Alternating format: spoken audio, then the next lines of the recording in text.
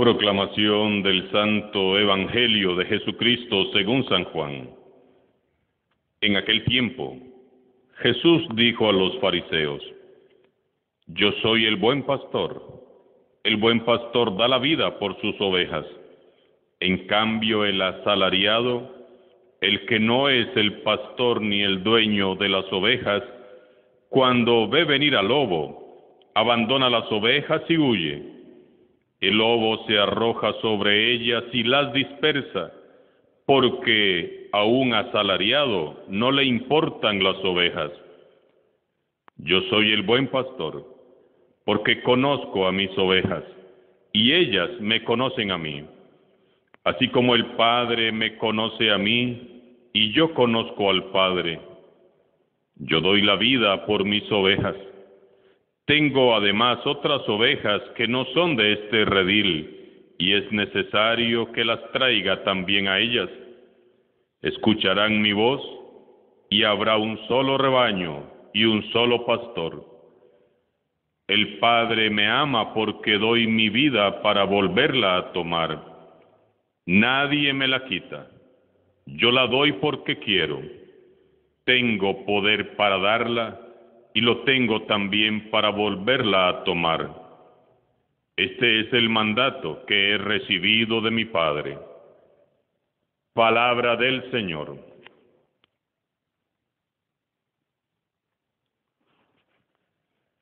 Iniciamos ya la cuarta semana de Pascua y seguimos leyendo el hermoso libro de los Hechos de los Apóstoles.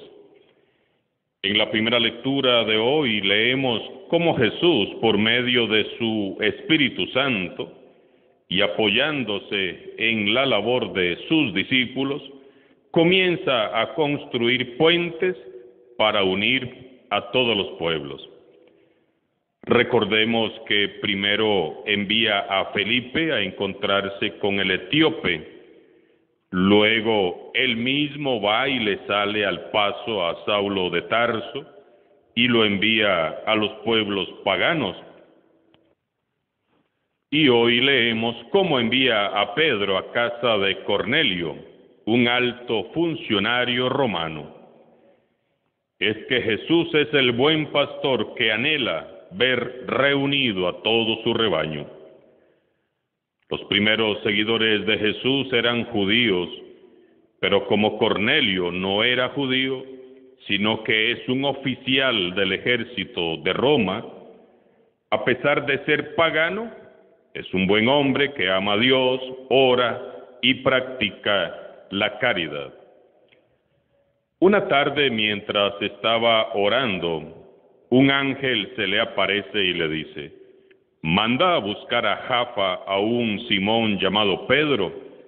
Lo que él te diga te traerá salvación a ti y a toda tu familia. Cornelio obedece y manda a buscar a Pedro.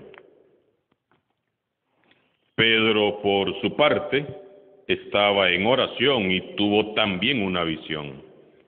Estaba yo en la ciudad de Jope en oración cuando tuve una visión y vi algo semejante a un gran mantel que, sostenido por las 4 puntas, bajaba del cielo hasta donde yo me encontraba.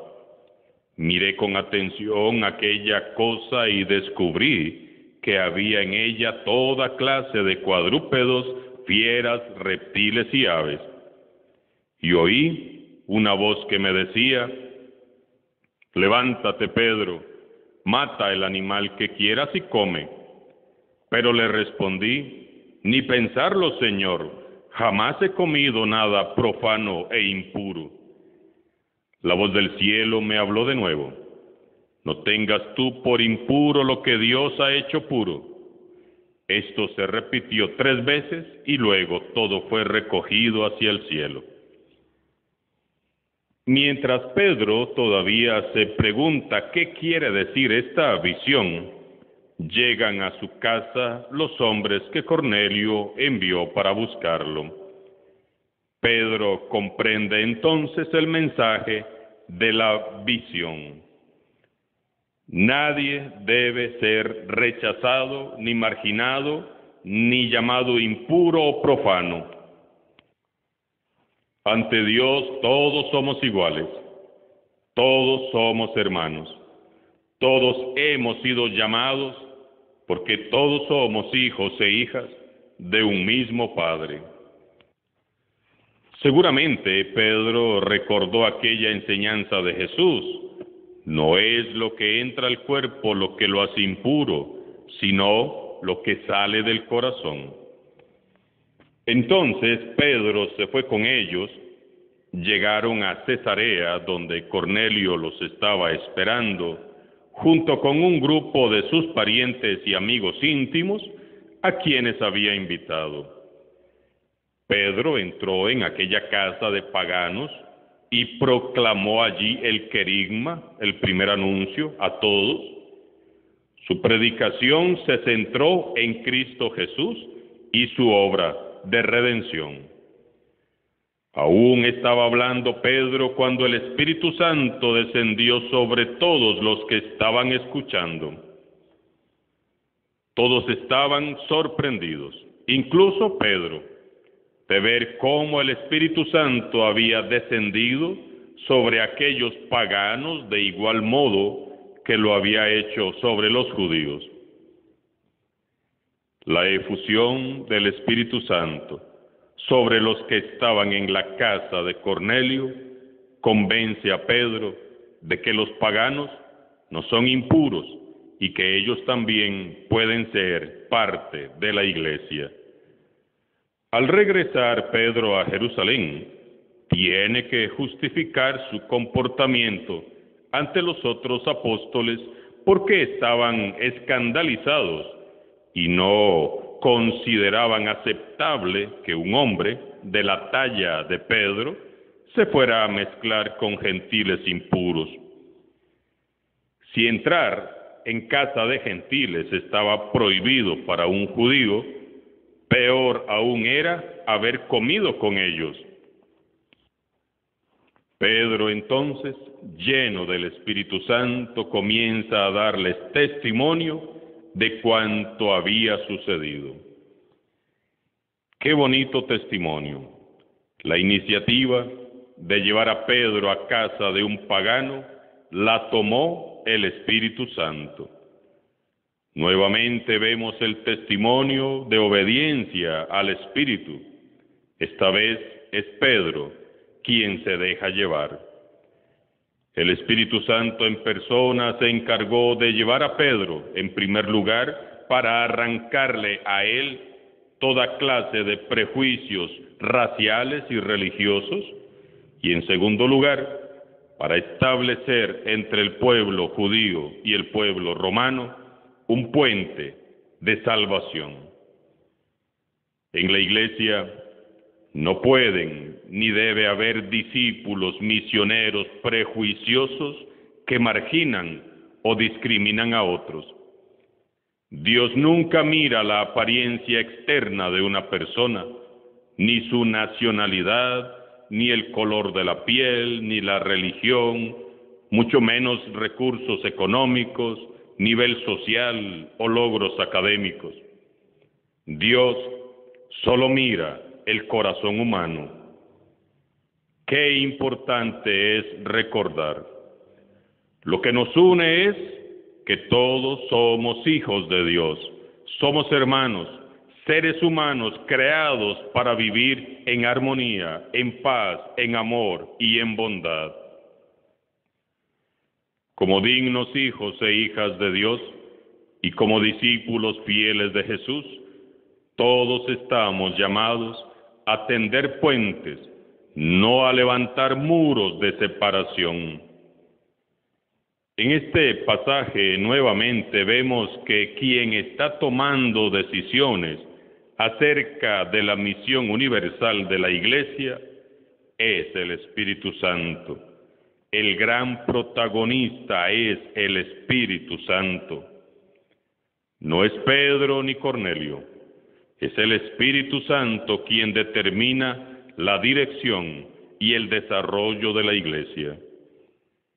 Esta es una de las funciones principales del Espíritu Santo en nuestras vidas y en la vida de nuestra Iglesia, guiarnos, dirigirnos, conducirnos. Pidamos a Dios que nos ayude a ser más obedientes a su voz. Si nos dejáramos guiar y conducir por Él, qué distinto sería todo. Por su parte, San Juan nos presenta a Jesús en su Evangelio con imágenes muy originales y muy bellas. Para San Juan, Jesús es el pan de la vida. Jesús es la luz del mundo, es la vid, es la puerta, y hoy nos dice que es el buen pastor. En las catacumbas de Roma, donde se refugiaban los cristianos perseguidos, se han hallado imágenes de Jesús talladas a mano en los muros, donde se le representa cargando sobre sus hombros a la oveja perdida.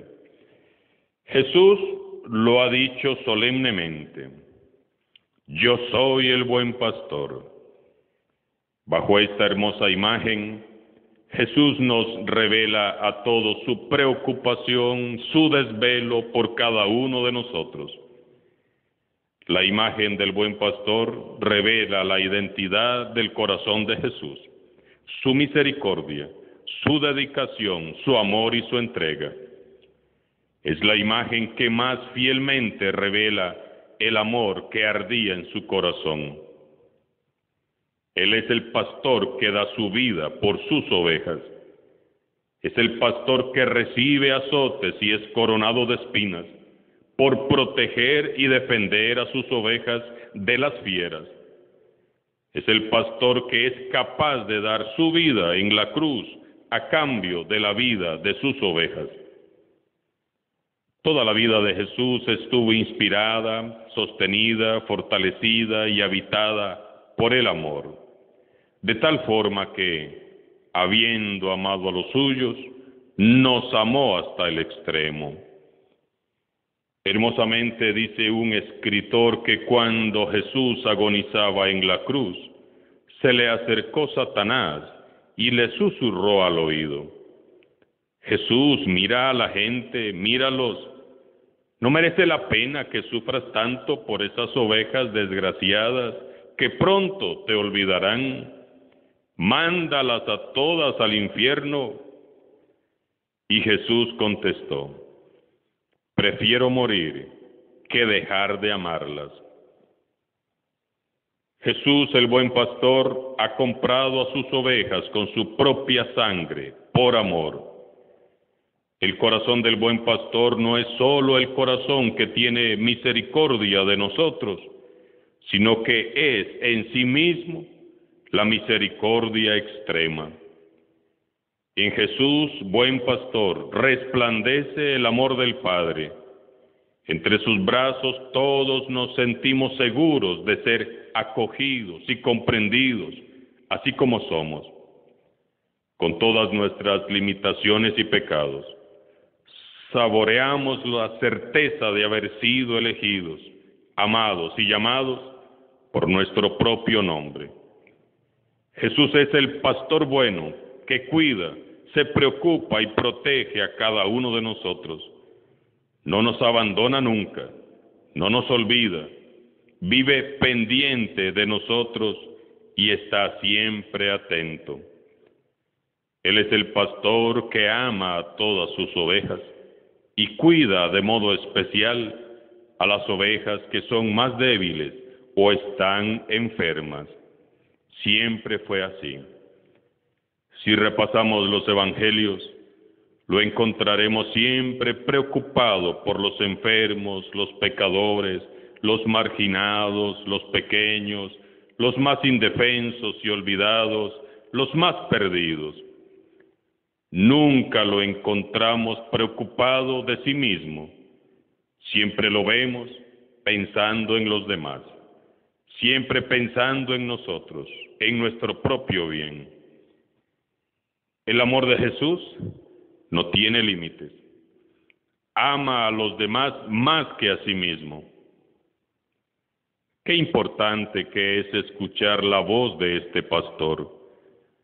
Una iglesia que no se esfuerza por escuchar la voz del buen pastor, corre también el riesgo de olvidar a su pastor. Una iglesia que no se esfuerza por escuchar la voz del buen pastor, corre el riesgo de terminar marginando a los más pequeños y olvidados.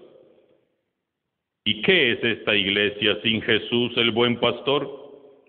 Un pobre rebaño a expensas del enemigo. Necesitamos tener una experiencia más viva y entrañable con Jesús el buen pastor, y la Pascua es el tiempo ideal para acercarnos a Él. Escucha hoy su voz. Deja que Él te tome entre sus brazos, sane tus heridas, te consuele, te alimente y te renueve en su Espíritu Santo. Les invito a orar mucho para que el Señor Jesús en esta Pascua nos devuelva a todos la alegría del Evangelio, la pasión por el reino de Dios y ese amor que caracteriza a los hijos e hijas de Dios. Alabado sea Jesucristo, sea por siempre bendito y alabado.